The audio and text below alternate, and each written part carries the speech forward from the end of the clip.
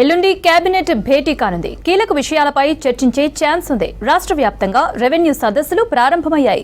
గ్రామాల్లోనే భూ సమస్యలు పరిష్కరిస్తున్నారు. ఖమ్మం జిల్లాలో రెవెన్యూ సదస్సులకు భట్టి, తుమ్మల, పొంగిరెడ్డి హాజరయ్యారు. ఆగస్టు 15 నాటికి భూ సమస్యలన్నీ పరిష్కరిస్తామన్నారు మంత్రులు. ఇటు మిస్వాల్ పోటీలపై బీఆర్ఎస్ చేస్తున్న ప్రచారాన్ని తీవ్రంగా ఖండించారు మినిస్టర్స్.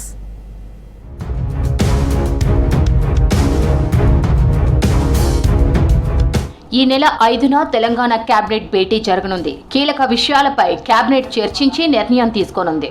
రాజీవ్ యువ వికాసం, ఖరీఫ్ సీజన్, ఇందిరమ్మ ఇండ్లు, భూభారతి, ప్రభుత్వ ఉద్యోగుల సమస్యలపై కమిటీ ఇచ్చిన నివేదికపై కేబినెట్లో చర్చకు వచ్చే అవకాశం ఉంది. కాళేశ్వరం కమిషన్, ఎన్డీఎస్ఏ రిపోర్టుపై కూడా ఈ భేటీలో చర్చించనున్నారు. బనకచెర్ల, పోలవరంపై కేబినెట్లో చర్చించనున్నారు. విద్యారంగ సమస్యలు, ప్రభుత్వ బడుల బలోపేతంపై కేబినెట్లో సుదీర్ఘంగా చర్చించే అవకాశం ఉంది.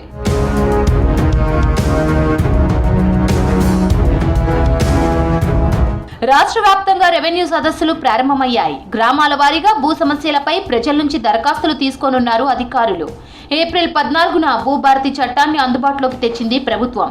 ఏప్రిల్ 17 నుంచి మొదటి దఫాలో 4 మండలాల్లో సదస్సులు నిర్వహించింది. మే 5 నుంచి రెండో దఫాలో 28 మండలాల్లో సదస్సులు నిర్వహించింది. ఇవాటి నుంచి ఈ నెల 20 వరకు మిగిలిన అన్ని మండలాల్లో రెవెన్యూ సదస్సులు నిర్వహించనున్నారు అధికారులు.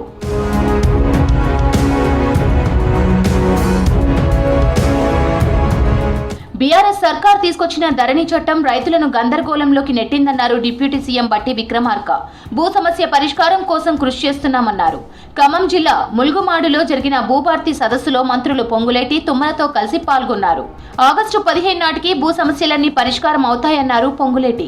నిరుపేదలకు పట్టాలు ఇచ్చేందుకు కృషి చేస్తున్నామన్నారు మంత్రి తుమ్మల.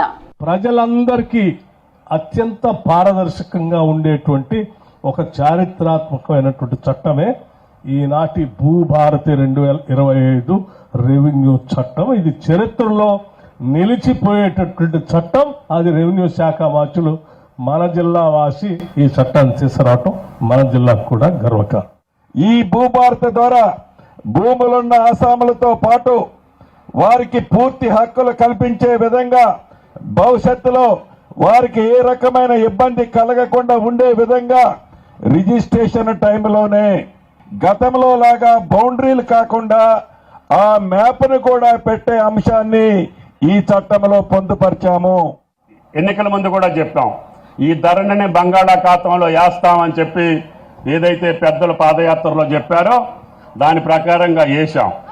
కానీ తీసిన ఈ భూభారతి అందరికీ సంతోషంగా ఆనందంగా ఉండాలి అంటే ఇప్పుడు పెట్టినటువంటి టెక్నాలజీ వల్ల డ్రోన్ తోటి పాటు ఈ ఐఏఎస్ యొక్క సంస్థ ద్వారా అక్యురేట్గా వచ్చే సంస్థల్ని ఈ గ్రామం పైలట్గా తీసుకున్నాం. నేత కార్మికుల సంక్షేమానికి ప్రభుత్వం కట్టుబడి ఉందన్నారు మంత్రి తుమ్మల నాగేశ్వరరావు. చేనేత అభయహస్తంలో భాగంగా నేతన్నకు భరోసా పథకానికి సంబంధించిన మార్గదర్శకాలను జారీ చేశామన్నారు. ఇందుకోసం 48 కోట్ల బడ్జెట్ కేటాయించామని తెలిపారు. ఈ పథకం ద్వారా జియో ట్యాగ్ చేయబడిన మగ్గాలపై పనిచేస్తున్న కార్మికులకు, అనుబంధ కార్మికులకు వేతన ప్రోత్సాహకం కింద గరిష్టంగా సంవత్సరానికి నేత కార్మికులకు 18,000, అనుబంధ కార్మికులకు 6,000 రూపాయలు అందించడం జరుగుతుందన్నారు. దీంతో దాదాపు 40,000 మంది చేనేత, అనుబంధ కార్మికులు లబ్ధి పొందుతారని తెలిపారు మంత్రి తుమ్మల.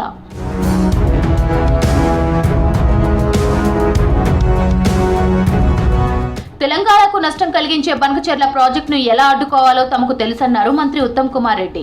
ఇప్పటికే జీఆర్ఎంబీ కేంద్ర జలశక్తి మంత్రికి లేఖలు రాశామన్నారు. ప్రాజెక్టు నిర్మించకుండా ఉండేందుకు కేంద్ర జలశక్తి మంత్రి సిఆర్ పాటిల్తో మాట్లాడినట్లు తెలిపారు.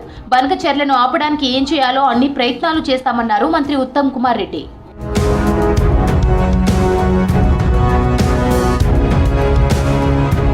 మిస్ వరల్డ్ పోటీల విషయంలో కేటీఆర్, హరీష్ చేసిన ఆరోపణలు పచ్చి అబద్దాలన్నారు మంత్రి జూపల్లి కృష్ణారావు. ఈ పోటీలకు 31 కోట్లు ఖర్చయ్యాయని తెలిపారు. స్పాన్సర్ల ద్వారా 21 కోట్లు వచ్చాయన్నారు. మరో 12 కోట్లు కమిట్మెంట్ ఉందన్నారు. 200 కోట్లు ఖర్చు ఎక్కడ అయ్యాయో కేటీఆర్, హరీష్ చెప్పాలన్నారు. దీనిపై చర్చకు రావాలని సవాల్ చేశారు జూపల్లి. మొత్తం అయినటువంటి ఖర్చు 31 కోట్ల రూపాయలు. స్పాన్సర్షిప్ ద్వారా 21 కోట్లు వచ్చినాయి. ఇంకా కమిట్మెంట్స్ 10-12 కోట్ల రూపాయలు కమిట్మెంట్స్ ఉన్నాయి. అంటే అవి కూడా వస్తే రాష్ట్ర ప్రభుత్వానికి ఖర్చు అనేది 0.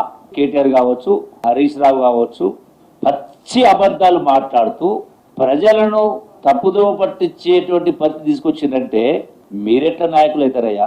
రాష్ట్రాన్ని ప్లాస్టిక్ రహితంగా చేసేందుకు ప్రతి ఒక్కరూ కృషి చేయాలని పిలుపునిచ్చారు మంత్రి కొండా సురేఖ. తెలంగాణలో ఎవరూ ప్లాస్టిక్ వాడొద్దు, పర్యావరణాన్ని నష్టపరచొద్దన్నారు. ప్రపంచ పర్యావరణ దినోత్సవం 2025 సందర్భంగా తెలంగాణ కాలుష్య నియంత్రణ మండలి పీసీబీ పోస్టర్ ని ఆవిష్కరించారు సురేఖ. ములుగు జిల్లాలో 2026లో జరగనున్న మేడారం మహాజాతర విజయవంతం చేసేందుకు అన్ని శాఖల అధికారులు సమన్వయంతో పనిచేయాలన్నారు మంత్రి సీతక్క. అధికారులందరూ ముందస్తు ప్రణాళిక సిద్ధం చేసుకోవాలని సూచించారు. వర్షాకాలం రాబోతున్న సందర్భంగా ప్రకృతి వైపరీత్యాల నుంచి ప్రజలకు ఎలాంటి ఇబ్బందులు తలెత్తకుండా చూడాలన్నారు.